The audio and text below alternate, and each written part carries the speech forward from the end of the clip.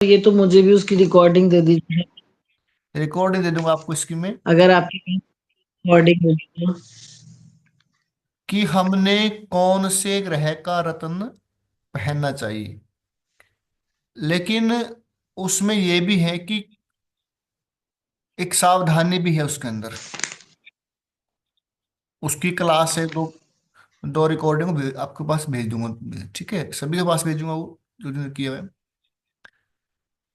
वो जो नग पहनाने की जो हमारी जो एक तरीका है वो क्या है, वो जैमिनी ज्योतिष के अकॉर्डिंग है। जैमिनी ज्योतिष में कारक कारक तो होते हैं ग्रहों के, उन्हीं के अकॉर्डिंग पहना जाता है। और उसके अंदर क्या है कि ग्रह आत्मा कारक है, अमात्य कारक है, धारा कारक है, पुत्र कारक, मातृ कारक और ज्ञाति कारक। ज्ञाति कारक का हमें कभी नग नहीं पहनना चाहिए। तो वो भी वीडियो है, उसमें जो विशेष है कि हमें कौन सा नग नहीं पहनाना चाहिए, अगर पहनाना पड़ गया तो किस धातु में नहीं पहनाना चाहिए।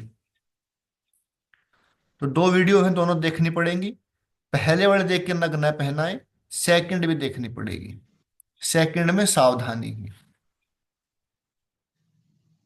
आज का जो हमारा विषय है वो अष्टक वर्ग है। अष्टक वर्ग क्या है? सेवन प्लैनेट, एक असेंडेंट यानी कि लग्न, लगन और सेवन प्लैनेट को मिला के क्या बोला, अष्टक वर्ग, एक वर्ग बना दिया उनका। अलग अलग ग्रह के अपने अपने वर्ग हैं, उनको भिन्नाष्टक बोलते हैं। अष्टक वर्ग क्या होता है रियल में, क्या है ये? एक डिजिटल एस्ट्रोलॉजी है। जो आप ग्रहों से देखते हैं, दशाओं से देखते हैं, हाउसेज से देखते हैं, वो सभी सेम चीज आप अष्टक वर्ग से देख सकते हैं। अष्टक वर्ग में क्या होते हैं? राशियों में नंबर होते हैं। भिन्नाष्टक में 8 अंक होते हैं हाईएस्ट। एक एक अंक होता है, सेवन प्लेनेट का एक एक अंक, और एक लगन का 8 होते हैं। और जो सामुदायिक अष्टक वर्ग है टोटल, उसमें 28 होते हैं, कम से कम 28 होने चाहिए। तो हम पहले करेंगे भिन्नाष्टक, फिर करेंगे सामुदायिक अष्टक वर्ग। भिन्नाष्टक क्या है? कि जब कोई ग्रह किसी राशि में गोचर करता है, उस राशि में कौन कौन से ग्रहों ने क्या क्या, कितने कितने अंक दिए हैं,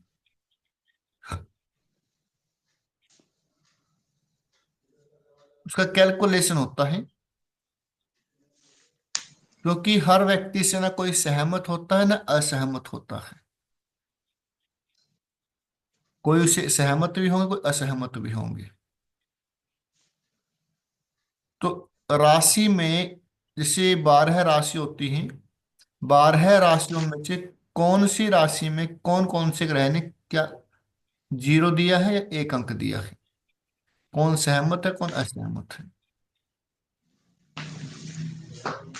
जो भिन्नाष्टक है, ये आपको दशा को पढ़ने में भी सहयोग करेगा, अंतरदशा को पढ़ने में सहयोग करेगा, और गोचर में सहयोग करेगा। कब शुभ कार्य करने चाहिए, कब शुभ कार्य नहीं करने चाहिए, उसमें सहयोग करेगा। जैसे सूर्य है, सूर्य क्या है? सूर्य के कारक क्या है? पिता है, मान सम्मान है, गवर्नमेंट है, प्रतिष्ठा है, स्वास्थ्य है। कुंडली को मैंने पीछे बताया था एक सूत्र, याद हो आपको? सूर्य पिता का कारक है, और नवम भाव किस चीज का है? पिता का है। पिता का। तो पिता की स्थिति को देखने के लिए आप नाइन्थ हाउस तो देखेंगे देखेंगे, सूर्य से नाइन्थ हाउस को भी देखेंगे। सूर्य कुंडली में जिस हाउस में प्लेस है, उस हाउस से नाइन्थ हाउस में भी सूर्य की पिता की स्थिति को देखा जाता है। जैसे फोर्थ हाउस माता का है और चंद्रमा माता का कारक है। कुंडली में जहां चंद्रमा बैठा हुआ है, उससे चौथा घर भी माता के लिए देखा जाएगा। माता की स्थिति कैसी है। जैसे हम देखते हैं कि संतान होगी या नहीं होगी, हम उसके लिए क्या चेक करते हैं? फिफ्थ हाउस चेक करते हैं। फिफ्थ हाउस का लॉर्ड चेक करते हैं। और संतान का कारक ग्रह कौन सा है? गुरु, जुपिटर। तो जुपिटर को चेक करते हैं।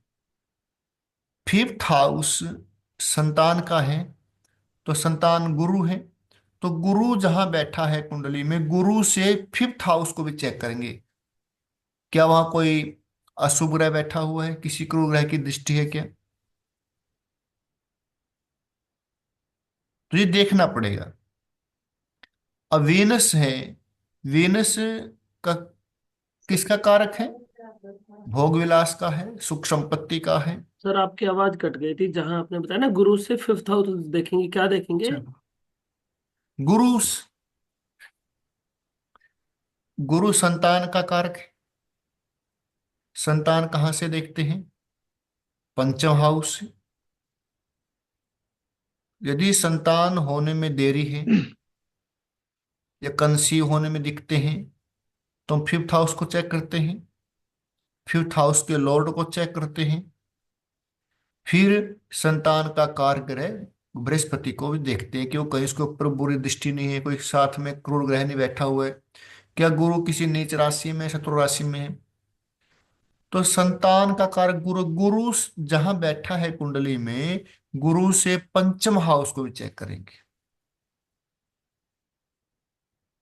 वीनस शादी का कारक है, वैवाहिक जीवन का कारक है, सुख संपत्ति का, लग्जरियस लाइफ का। तो वैवाहिक जीवन देखने के लिए कौन सा हाउस देखते हैं? Seventh house. यदि सेवंथ हाउस में कोई क्रूर ग्रह बैठा हुआ है, किसी बुरे ग्रह की दृष्टि है, वो चेक किया हमने। फिर हमने वीनस को चेक किया, क्या वीनस के साथ कोई बुरा ग्रह बैठा हुआ है? वो भी कुछ गड़बड़ है। फिर उसके बाद वीनस से सेवंथ हाउस को देखेंगे, और वो भी डैमेज है, तो फिर पूरी तरह वो वैवाहिक जीवन खराब है। एक कुंडली देखना एक तरीका है, यानी कि हर एंगल से चीज को देखना। हमने तीन एंगल देखे, सेवंथ हाउस, वीनस और वीनस से सेवंथ हाउस। अगर इन तीन में से दो एंगल ठीक हैं, पॉजिटिव हैं, तो शादी चलेगी, ठीक चलती रहेगी। अगर तीनों के तीनों एंगल वो डिस्ट्रॉय हैं, तो फिर दिक्कतें होंगी। तो भिन्नाष्टक में उसी प्रकार हम सूर्य को देखेंगे। सबसे पहले सूर्य की बात करेंगे। सूर्य गवर्नमेंट, पिता। सूर्य एक राशि में 30 दिन रहते हैं। सूर्य एक राशि में 30 दिन रहते हैं। चंद्रमा 2.25 दिन, शनि 2.5 साल, गुरु 1 साल, और राहु और केतु 18-18 महीने, शुक्र 45 दिन के आसपास। ठीक है। मंगल, इस मंगल भी ऐसे ही, बुध 25-25 दिन। तो अब जब प्रश्न कुंडली देखते हैं, वो सभी के लिए है, ठीक है। जन्म कुंडली के अकॉर्डिंग हम चेक करेंगे। जैसे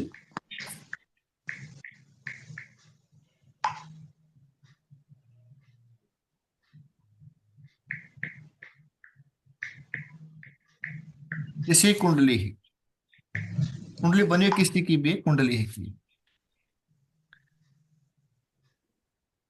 अब सूर्य गवर्नमेंट का कारक है। किसी भी ग्रह के जो अंक हैं, जो नंबर हैं, वो 4 से कम होंगे जिस राशि में। जैसे ये सूर्य है, यहां पर ये सन है। ये जो कुंडली बनी हुई है, ये कुंडली कौन सी कुंडली है? ये कुंडली है, जो लगन कुंडली है, यही तो कुंडली है। लेकिन इसके अंदर जो अंक लिखे गए हैं, ये अंक क्या है? ये राशि में दिए गए ग्रहों के द्वारा अंक है। कुंडली क्या है? मकर लग्न की कुंडली है। मकर राशि में कितने अंक हैं? 4 है। कुंभ में कितने अंक दिए हैं ग्रहों ने? 2। मीन में 6। समझ रहे हैं? हम्म।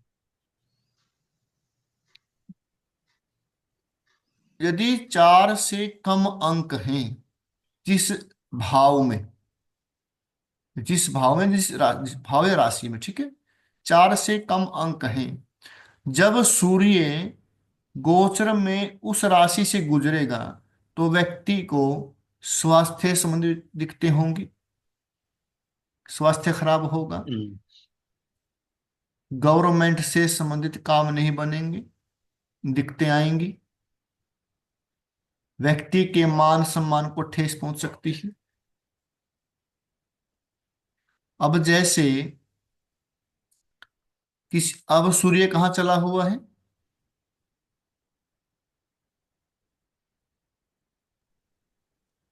धनु में जी। धनु में चला हुआ है ना। तो धनु में कितने अंक दिए हैं सूर्य ने? 5 अंक दिए हैं। 5 है ना। तो सूर्य एक राशि में 1 महीना रहेगा, तो इस व्यक्ति के लिए महीना सही जाएगा। इस महीने में वो कोई भी अपना शुभ कार्य कर सकता है।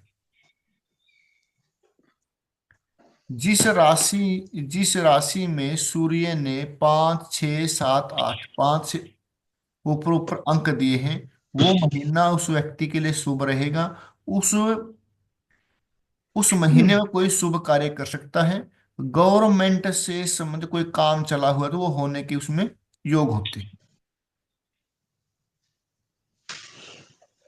सर ठीक इसमें है। बस एक बात बोलूंगी कि ये गोचर के हिसाब से ही देखना है।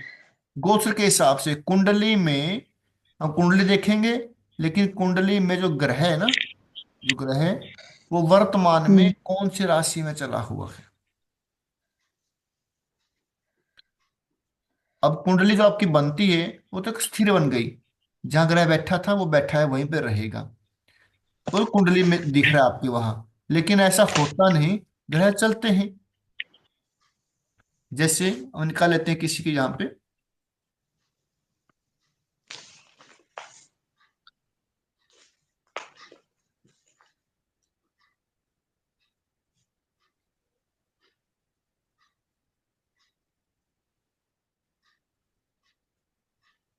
जैसे ही कुंडली बनी हुई किसी के, उसमें क्या है, राहु 7th हाउस में है।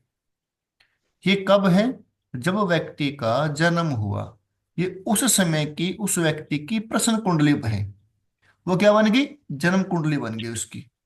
उसकी जन्म कुंडली में राहु 7th हाउस में है। लेकिन कब है ये? जब उसका जन्म हुआ। अब उसके जन्म के बाद जब इसका 1.5 साल पूरा हो जाएगा राशि में, ताकि चलता रहेगा, ये घूमते रहते हैं। तो जब कोई भी ग्रह गोचर में जिन राशियों में प्रवेश करेगा, उस राशि में उस ग्रह ने कितने अंक मिले हैं, कितने अंक दिए हैं, उसके अनुसार फल मिलेगा। कम से कम यदि 4 अंक दिए हैं तो फल कैसा मिलेगा? ना अच्छा ना बुरा। 4 से कम है तो रिजल्ट डाउन हो जाएंगे। 5 से ज्यादा है तो रिजल्ट अच्छे होते जाएंगे।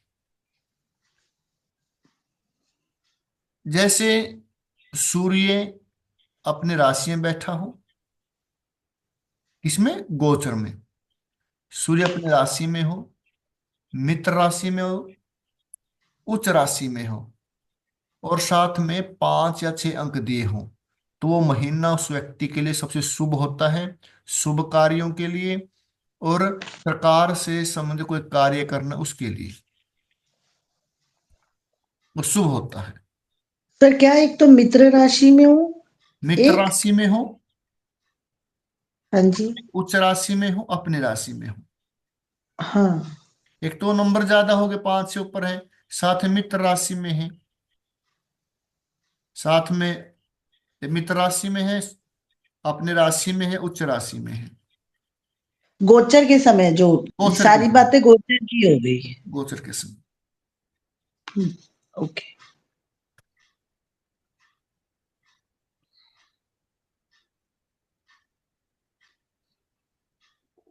और जब सूर्य किसी भी राशि में प्रवेश करेगा, अरे सूर्य, अब इनका जो वर्तमान में सूर्य कहाँ चला हुआ है, धनु राशि में चला हुआ है। 10th हाउस में धनु राशि है, जिसकी जो कुंडली किसी की भी है। 10th हाउस में अभी सूर्य चले हुए हैं धनु राशि में। तो देखेंगे सूर्य के भिनाष्टक में धनु राशि में कितने अंक हैं, 10th हाउस में 5 अंक हैं। तो यानी कि गवर्नमेंट से रिलेटेड कोई काम है, कोई प्रमोशन है। जैसे सूर्य की अंतर्दशा है, ठीक है, सूर्य की अंतर्दशा है, और उसने उस समय कोई फॉर्म या कुछ प्रमोशन, कुछ काम चला हुआ उनका, और जैसे ही सूर्य 10th हाउस में आए और वह 5 अंक दिए हुए हैं, तो उसके काम बनने के योग और मजबूत हो जाएंगे। अगर मान ली सूर्य यहां पर होते धनु राशि में, और धनु राशि में 3 अंक होते, तो हम कहते भाई इस महीने में काम बनना मुश्किल है आपका। 11th हाउस में 5 अंक है, अगले महीने में काम बनने के ज्यादा योग है। क्योंकि ये 5 अंक जो दिए है ना, 5 अंक, ये 5 अंक अकेले सूर्य के नहीं है। 5 अंक हैं, 4 जो भी अंक हैं, ये अकेले सूर्य के नहीं है। ये 7 प्लैनेट और एक लगन, 8 को मिलाकर उनके अंक हैं। यानी कि पंचम 10th हाउस में 5 अंक हैं। इसका मतलब क्या है कि 8 में से 5 ग्रह इस काम पर सहमत हैं। और आगे और भी मोमेंटली चलेगी बात है, आगे बात करेंगे कक्षा की, कि जब ग्रह 5 से 8 डिग्री के बीच में होगा तब काम बनेगा, या 10 से 12 के बीच में होगा तब काम बनेगा। पूछते हैं ना भाई, आपका इस महीने में काम हो जाएगा जी, भाई इस महीने में कौन सी तारीख को होगा, है ना। आपका जून में काम हो जाएगा, गवर्नमेंट से रिलेटेड कुछ भी जो आपका अटका हुआ है, कोई कागजी कार्रवाई का है, कोई तहसील का काम है, किसी प्रॉपर्टी का है, किसी बिजनेस का है जो गवर्नमेंट से रिलेटेड है, तो आपका जुलाई में हो जाएगा। जुलाई में कौन सी तारीख को होगा, तो वो वहां तक हम बात करेंगे।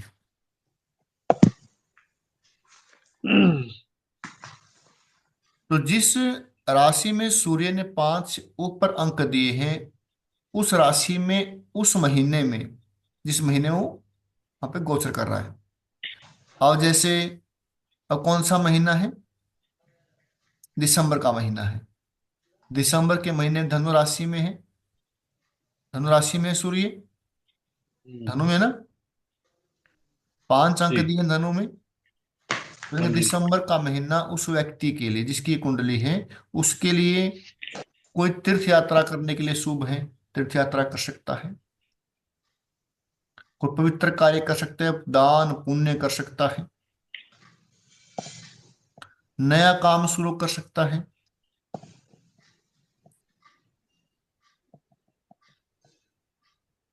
नया काम भी शुरू कर सकता है। कोई गवर्नमेंट से संबंधित काम है वो भी कर सकता है, शुभ कार्य कोई भी कर सकता है।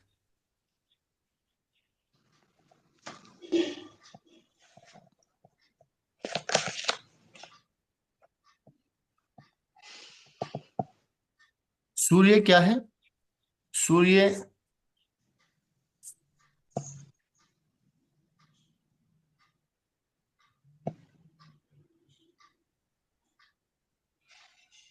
जैसे दिन के कौन से प्रहर में हमें काम करना चाहिए जिससे हमें मान सम्मान मिले, सफलता मिले। सुबह करना चाहिए, दोपहर को करना चाहिए, रात को करना चाहिए। जैसे किसी ने ऑफिस किया हुआ है, वो ऑफिस कब खोले? दोपहर को खोले, दोपहर से पहले खोले, या शाम को काम करें। हर व्यक्ति के लिए अलग अलग है। जैसे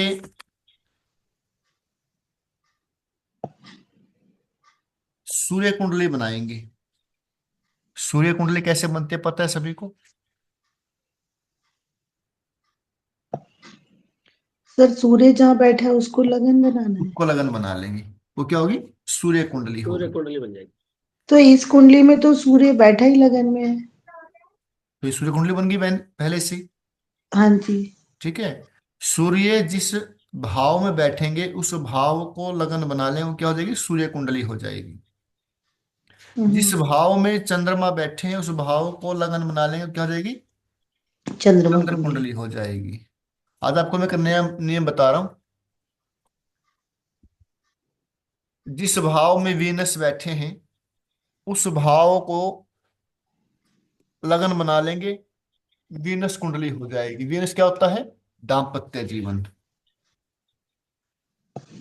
वैवाहिक जीवन। अगर आपने विवाहिक जीवन के बारे में देखना है ना बिल्कुल सूक्ष्मता से, तो आप जहां वीनस बैठे उसको लगन बना लो।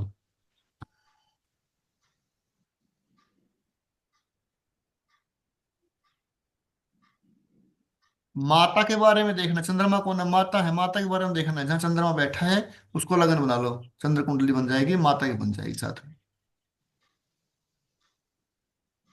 सूर्य कौन है? पिता है। जहां सूर्य बैठे उसको लगन बना लो।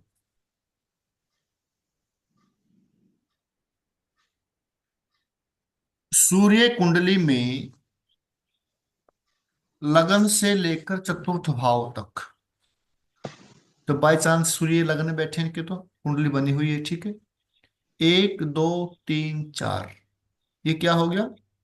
ये दिन का प्रथम पहर हो गया। फिर पांच से पांच, छ, सात, आठ, ये मध्य पहर हो गया।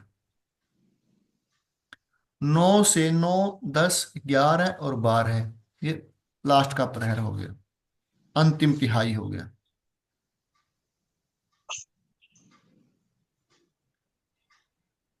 सर जैसे एक बार दोबारा बोलिए ये चीज, अंतिम पहर, और ये कहाँ से कहाँ तक हो गया?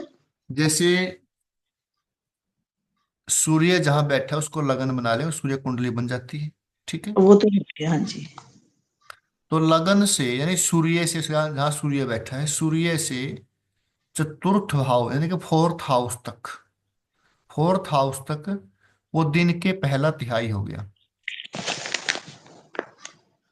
पंचम हाउस से एट्थ हाउस तक वो द्वितीय तिहाई हो गया।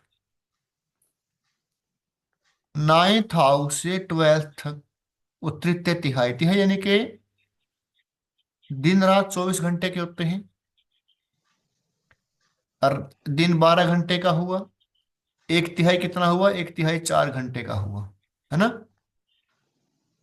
तिहाई 4 घंटे। जब सूर्य उदय हुआ, जब सनराइज हुआ, सनराइज के 4 घंटे तक पहला काल हो गया। फिर उसके बाद तक दूसरा काल हो गया, तिहाई।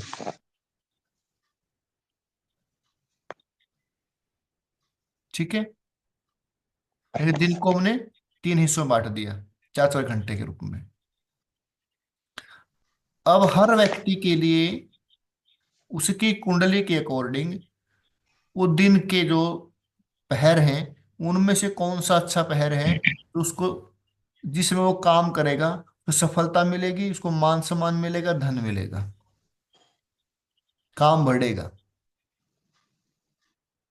तो सभी अपनी अपनी कुंडली में चेक कर सकते हैं। अब सूर्य इनके यहाँ बैठे हैं ना, बाय चांस लगाने बैठे हैं, ठीक है। तो मैंने क्या करना है, काउंट कर लेंगे, 1 2 3 सर और 4, 5 4 9 3 12 है और 4 16 है, 16 अंक हो गए, 16 अंक हो गए। आगे 2 3 5, 5 और 4 9 और 6 15 है, 15 अंक हो गए। 4 5 9 9 और 5 14 और 17। 17।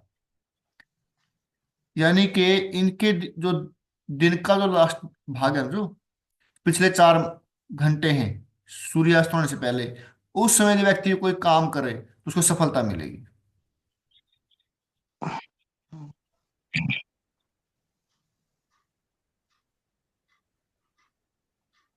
अच्छा हमने सूत्र कुछ है। काम करना है, कोई शुभ कार्य करना है, कुछ नई चीज लेके आनी है, नए काम की शुरुआत, कोई बिजनेस करना है, तो जिस पार्ट में सबसे ज्यादा अंक होंगे टोटल करके, उस टाइम में यदि आप कोई काम करते हैं शुभ कार्य, आपका काम बनेगा। समझ गई? ये जन्म, ये उस इंसान की जन्म कुंडली से ही देखना पड़ेगा या फिर प्रश्न कुंडली से नहीं देखेंगे जी सर नहीं इसको? नहीं, ठीक जन्म है। कुंडली से, उस व्यक्ति की जन्म जन्म कुंडली। कुंडली से, ठीक है।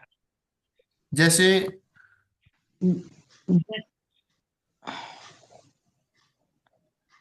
आपकी है क्या, क्लियर हो होगी जाएगा, सर, जी जी, आपके पास है। ठीक है। हाँ। जैसे विपुल की है ये, हमने क्या बोला है कि जहां सूर्य बैठा हो, ठीक है, वहां से काउंट करेंगे। तो सर इसको तो सूर्य कुंडली नहीं बनाएंगे पहले? बनाएंगे, अच्छा बनाई नहीं आपने, बनाई नहीं। ये हमने बना दिया, ठीक है।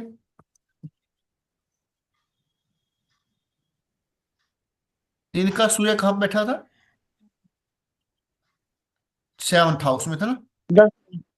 हाँ हाँ हाँ। 7th हाउस में था। 7th में था। तो इनका तो 7th हाउस ही है, हम्म। तो इनका लगन ये हुआ ना, इनको लगन, ये लगन हुआ इनका सूर्य कुंडली के अकॉर्डिंग। हम इसको वापस कर लेते हैं ताकि कंफ्यूज ना हो। जहां सूर्य बैठा वहां से काउंट कर ले, सीधी बात, ठीक है। आप उसको लगन बनाओ इन मत, जहां सूर्य बैठा है वहां से काउंट कर लेंगे।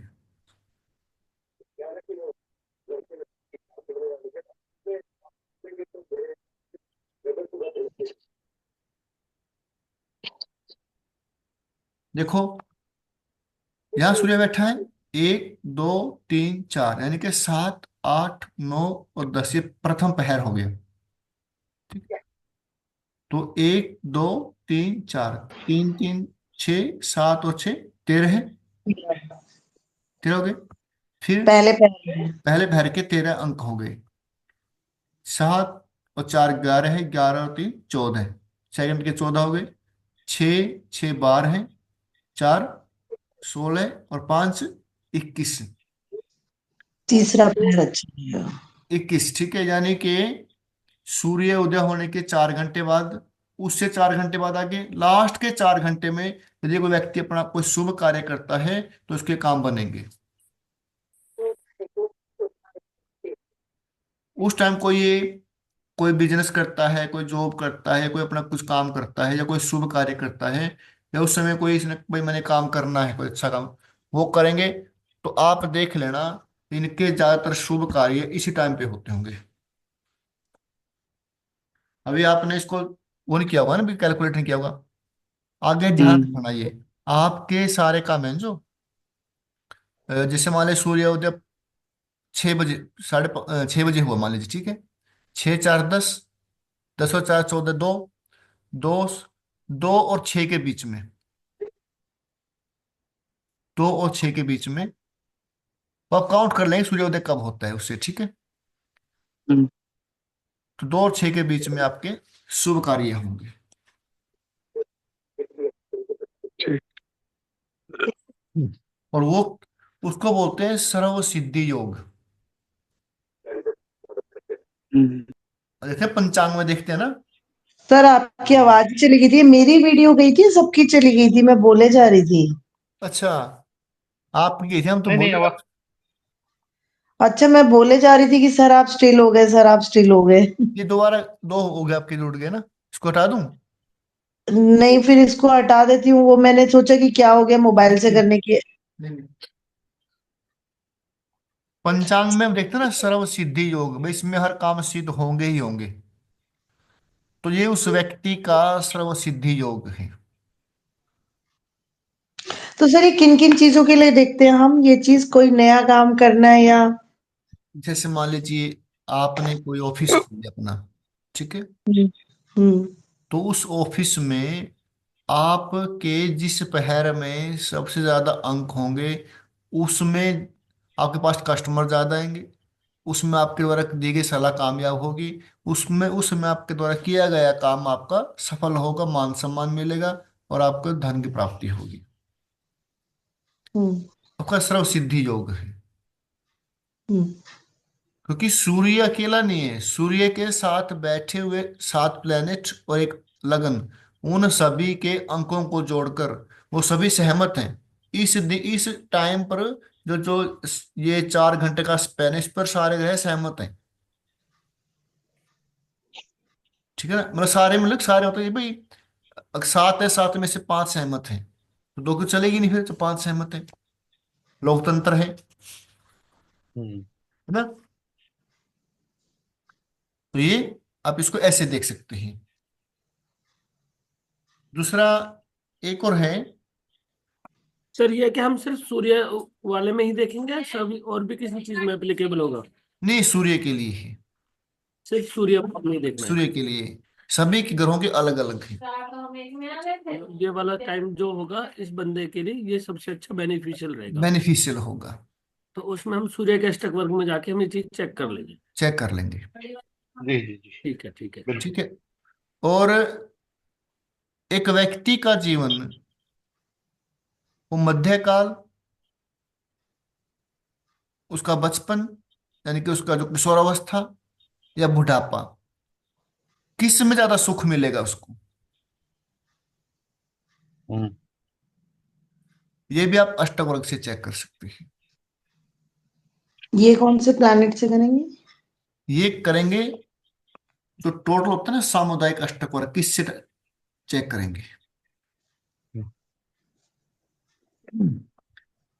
जैसे अलग अलग अलग क्लासिक बुक्स में अलग अलग है, किसी में राशि से, किसी में भाव से है।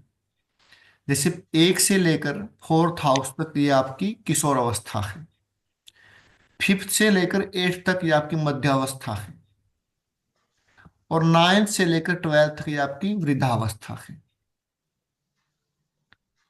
तो जो ये सामुदायिक अष्टक वर्ग हैं, इनमें 1 से लेकर 4th हाउस तक जो अंक दिए हुए हैं इसमें, 27, 28, 32, 34, 1 से लेकर 4 तक काउंट कर लेंगे, टोटल कर लेंगे इनका। फिर 5th से लेकर 8th तक का टोटल कर लेंगे। फिर 9th से लेकर 12th तक का टोटल कर लेंगे। जिनका टोटल ज्यादा आएगा, उस अवस्था में आपको ज्यादा सुख की प्राप्ति होगी। ये वही है क्या सर्वाष्टक वर्ग बोलते हैं जिसको? इसको सर्वाष्टक बोलते हैं। पूछते हैं लोग कि मेरा बुढ़ापा अच्छा रहेगा, जवानी अच्छी रहेगी, किसमें सुख मिलेगा मुझे। हम्म। तो ये आप बता सकते हैं यहां से। 1st हाउस से 4th हाउस तक के नंबर काउंट कर लेंगे, टोटल कर लेंगे। 5th से 8th, 9th से 12th, 1st से 4th आपकी युवावस्था है, 5th से 8th आपकी मध्यावस्था है, 40-45 साल तक, ठीक है। फिर आगे 60 साल 70 साल तक की आपकी जो वृद्धावस्था है, वो 45 के बाद की, वो 9th से 12th है। तो जिन भी स्पैन में ज्यादा अंक होंगे वो टोटल कर लेंगे, टोटल करके जिसमें ज्यादा टोटल आएगा वो आपकी, ये समझ गए ना ये। हाँ जी सर। इसमें जैसे ना राशियों का टोटल अंक, या मान लो ग्रहों का। दो चीज है इसमें, दो क्लास, हाँ दो बुक्स में अलग अलग है। किसी में तो कहा गया है हाँ। कि आप मीन राशि से लेकर मिथुन तक, अच्छा। वो आपकी युवावस्था हो गई। कर्क से वृश्चिक तक आपकी वो होगी, ठीक है, धनु से आगे आपकी हम्म होगी, ठीक है। और एक में हम्म। कहा गया है कि आपके फर्स्ट हाउस से लेकर फोर्थ हाउस तक, हाउस में जो अंक दिए हुए हैं, ठीक है। अच्छा। फिर 27, 28, 32, 34, ये क्या है, हाउस में अंक है। फोर्थ हाउस तक आपकी युवावस्था है, बाल्यावस्था युवावस्था है। Fifth okay. से एट्थ हाउस तक मध्यावस्था है, और नाइन्थ से ट्वेल्थ तक वृद्धावस्था है। माने तो मतलब लगन से, लगन लगन से से, फोर्थ, लगन से फोर्थ, इसको कंसीडर करें ना फिफ्थ से फिर तो। लगन से फोर्थ, फिफ्थ से एट्थ, और नाइन्थ से ट्वेल्थ। हाँ, वैसे नियम तो यही बनता है। सही तो। ठीक है, तो सर इसी चीज को करें या वो जो आप बता रहे थे मीन राशि से वो वाला देखना है, मतलब किस वो भी चीज देख को सकते करें? हैं, दोनों एक चीज है, दोनों का जल एक उसमें ही क्या आएगा। था, उसमें क्या बता रहे थे आप कि मीन से लेके तुला तक? मिथुन तक, मिथुन मतलब 3 नंबर बार 3 वाली। नंबर तक। फिर कर्क अच्छा, से वृश्चिक। तो दोनों से चेक करें या किसी एक को कंसिडर करें किसी एक से मीन? कर सकते हैं, क्योंकि बुक्स में अलग, दोनों में अलग दिया, अब किसी में कुछ, किसी में कुछ, किसी एक से कर सकते हैं। ज्यादा अच्छे रिजल्ट किसके हैं? ज्यादा अच्छे रिजल्ट तो फिर देखना पड़ेगा ना, टेस्ट करके ना। तो दोनों के लिए पहले अच्छा। इस्तेमाल करो फिर विश्वास करो। हाँ, अब वही है ना, सब मिडिल एज में है तो क्या पता। तो ये यहाँ तक क्लियर है। जी जी जी बिल्कुल। सर और क्या देखते हैं हम अष्टक वर्गा से? अभी तो शुरुआत हुई है, फर्स्ट क्लास हुई है, अच्छा अच्छा अच्छा। फर्स्ट क्लास ही है अभी तो। आगे हम देखते हैं चंद्रमा से। चंद्रमा क्या है? मन है, माता है, यात्राएं हैं, खाने पीने का सामान है, चंचलता है।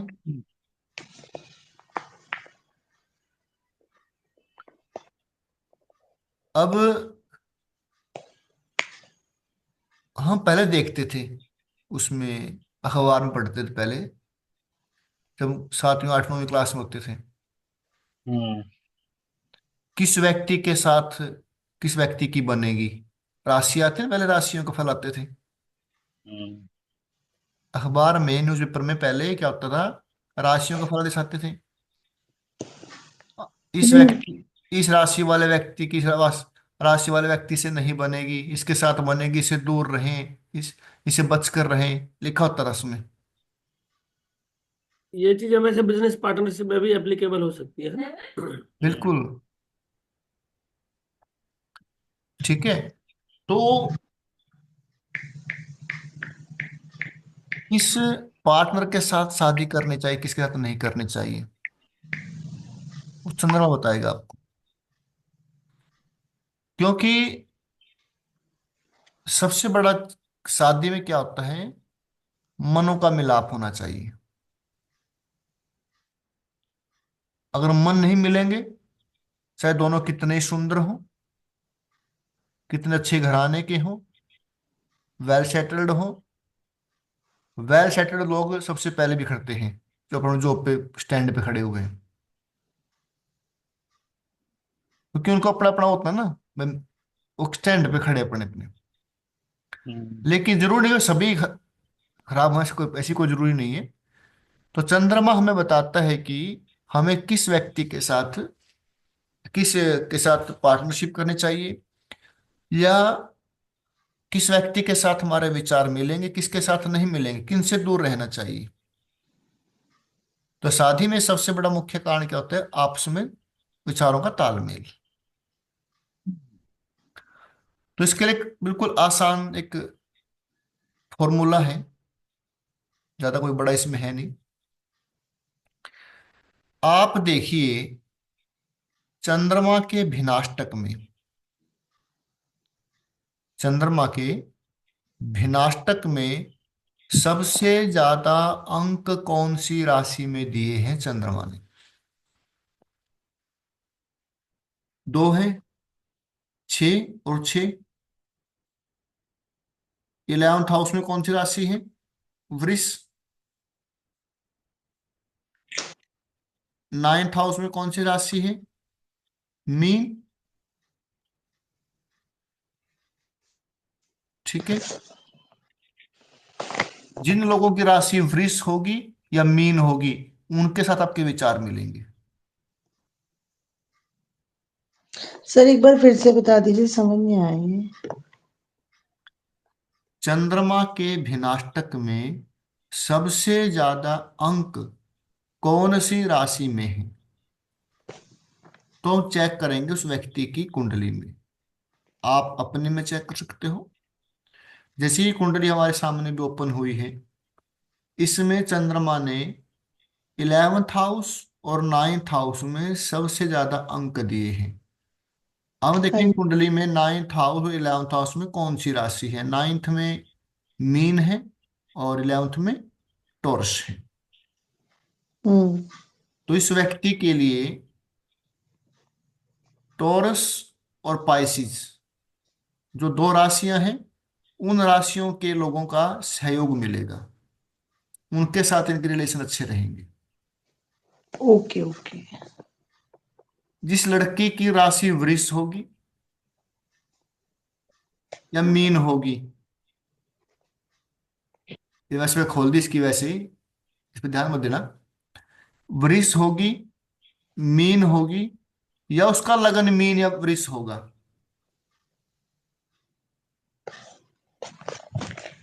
विपुल घुमा रहा है अपने खोपड़े को, भाई हाँ उसका है कि नहीं है। ठीक है। देखो सीमा किस किसका है, किस किसका नहीं। हाँ नहीं जी। नहीं नहीं, वो तो उसके लिए मतलब ये नहीं मैं बस यही देखना मैंने। ये तो वहां काम करती हैं जहां मतलब कि भाई ना ग्रह मैच कर रहे हैं, ना ना ही कहीं मतलब कि जैसे वही क्या बोलते हैं उसको, गुण दोष भी कम मिलते हैं। कम से कम व्यक्ति का मन तो मिले, हम्म। ये क्या है? हाँ। है ना। हम्म। ये इनके जैसे हम करते हैं, हम गुण मिलान करते हैं, गुण मिलते हैं 18 है। और हमने देखा कुंडली हम्म। में वीनस भी मतलब कि वो भी ठीक नहीं है, वो ठीक है ना। तो उस स्थिति में है भाई कम से कम और कुछ ठीक ना हो, दोनों का मन तो मिला रहे, हम्म। और मन में शादी चलती रहेगी। या उस लड़की की या लड़के की कुंडली में चंद्रमा जहां ज्यादा अंक दिए हैं, लड़की की कुंडली का लगन वो हो या उसकी राशि वो हो। ठीक है, समझ गए यहां तक? जी जी। बिल्कुल। और अभी क्या था, दिमाग से निकल गया बात करते करते। सर क्या चीज बोला आपने? लड़के या लड़की की कुंडली का क्या बोला?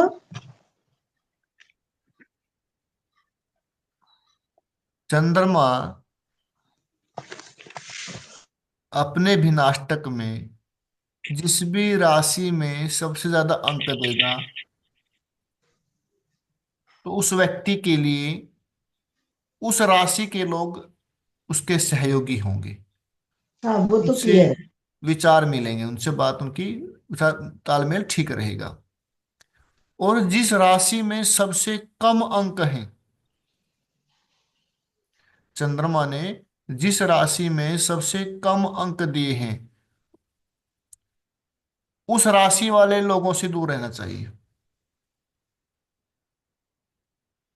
जैसे इसमें चंद्रमा ने 7th हाउस में 2 अंक दिए हैं। कितने अंक दिए हैं? 2 अंक दिए हैं। तो 7th हाउस में कौन सी राशि है इनके? मकर है। जिनकी राशि मकर है उन पर विश्वास नहीं करना चाहिए। 10 नंबर वालों पे, मकर वालों से। हाँ, वो आपका सहयोग नहीं करेंगे।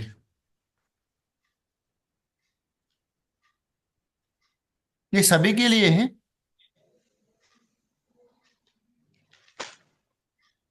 तो सर आपने लगन भी बोला था, तो लगन भी होना चाहिए, फिर 10 नंबर के लगन वालों से भी ना करें। उस केस में आपने लगन भी बोला था ना, चाहे राशि हो चाहे लगन। हाँ बिल्कुल, वो प्रभाव देता है, लेकिन राशि ज्यादा प्रभाव देती है, लगन की बजाय राशि ज्यादा प्रभाव देती है। Okay okay.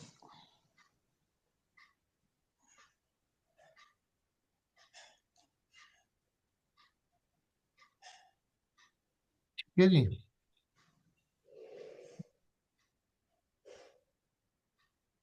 और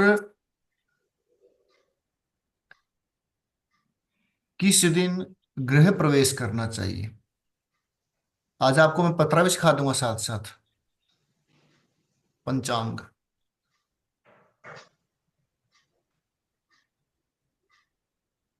ठीक है ना, व्यक्ति की कुंडली, कोई कुछ नहीं देखना हमने, पंचांग, आप उसकी कुंडली देखिए।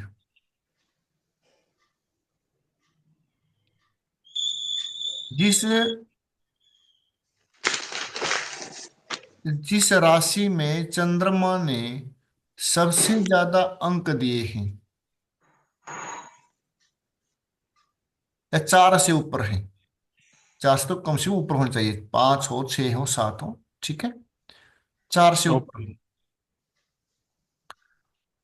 जैसे मान लीजिए चंद्रमा में यहाँ पे लगन में 5 अंक हैं, थर्ड हाउस में 5 हैं, चार चार भी ठीक है, मतलब सम रिजल्ट रहेगा, वो बुरा नहीं रहेगा इतना, ठीक है।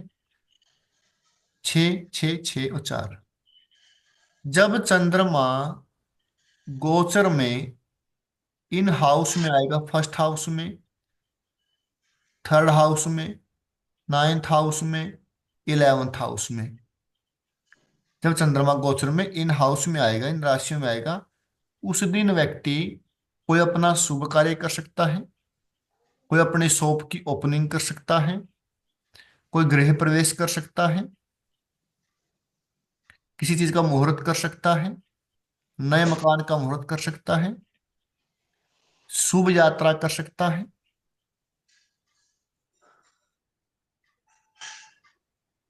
ठीक है। सर इसको एक बार मैं क्लियर कर लेती हूँ। जैसे 6 नंबर में चंद्रमा में ज्यादा दिए हैं, 6 6 पॉइंट दिए हैं इसने, हम्म। 2 नंबर की राशि में, हम्म। मतलब 11th हाउस में। ठीक है। तो इसका मतलब जब चंद्रमा गोचर के समय, क्योंकि चंद्रमा तो एक राशि में बिल्कुल 2.5 दिन बिल्कुल। ही रहता है ना शायद। तो जब गोचर के। चंद्रमा गोचर के समय हम्म। अगर 2 नंबर में आ रहा है, तब हम उसको बोले तू कर ले भाई अपना ये काम। बिल्कुल, मतलब कि और दो, इसी तरह 5 में हो, और इसी तरह 4 4 को नहीं देखना, 5 मतलब 4 से ऊपर वाली राशियों को देखना। चार में भी, चार में उसका रिजल्ट सम रहेगा, ना बुरा रहेगा ना ज्यादा अच्छा रहेगा, ठीक है। 5, 6, 7, 8 में अच्छा रहेगा, तो मुहूर्त उसके लिए अच्छा है। हम्म। ठीक है जी। जी। फिर क्या आता है कि आपने बता दिया कि सोमवार के दिन आप गृह प्रवेश करें, लेकिन किस टाइम करें? 10 बजे वो करें, सूर्य आठ के बजे हिसाब से देख, हाँ जी। वो सूर्य के बिना अष्टक अष्टक वर्गा से देख लें। नहीं नहीं, क्योंकि सूर्य का तो 1 महीने के लिए है, चंद्रमा का 100 दिन के लिए है, जो लगन है, लगन असेंडेंट, वो 2 घंटे के लिए होता है। फिर वो असेंडेंट को देखेंगे। ठीक है, ये लगन का भिन्नाष्टक है। लगन के भिन्नाष्टक में 5, 6, 6, 5 के ऊपर, 5 से 6, 5 से ऊपर जितने भी अंक किसी भी राशि में दिए हों, मान लीजिए 5 अंक किसमें है, 12th हाउस में है। 12th हाउस में कौन सी राशि है, मिथुन राशि है। जब सोमवार के दिन मिथुन लगन होगा, मिथुन लगन कब होगा, 10 बजे होगा, 11 बजे होगा, 12 बजे होगा, उस लगन में आप काम शुरू कर सकते हैं, गृह प्रवेश कर सकते हैं। लगन के भिनाष्टक में 4 से ऊपर अंक जिस राशि में दिए हैं, और फिर हम देखेंगे कि उस राशि का लगन कब उदय होता है। वो हम टाइम डाल के देख लेंगे, टाइम डाल के ना, कब उदय हो रहा है, 2 2 घंटे का, क्योंकि 2 घंटे का लगन होता है। तो जिस लगन में, लगन लगन के विनाष्टक में जिस भी हाउस में, जिस राशि में सबसे ज्यादा अंक है, उस राशि को हम, उस राशि का लगन उदय किस टाइम होगा, उस टाइम उसका गृह प्रवेश, दुकान की ओपनिंग, कुछ भी मतलब कि शुभ कार्य उस टाइम करवा सकते हैं।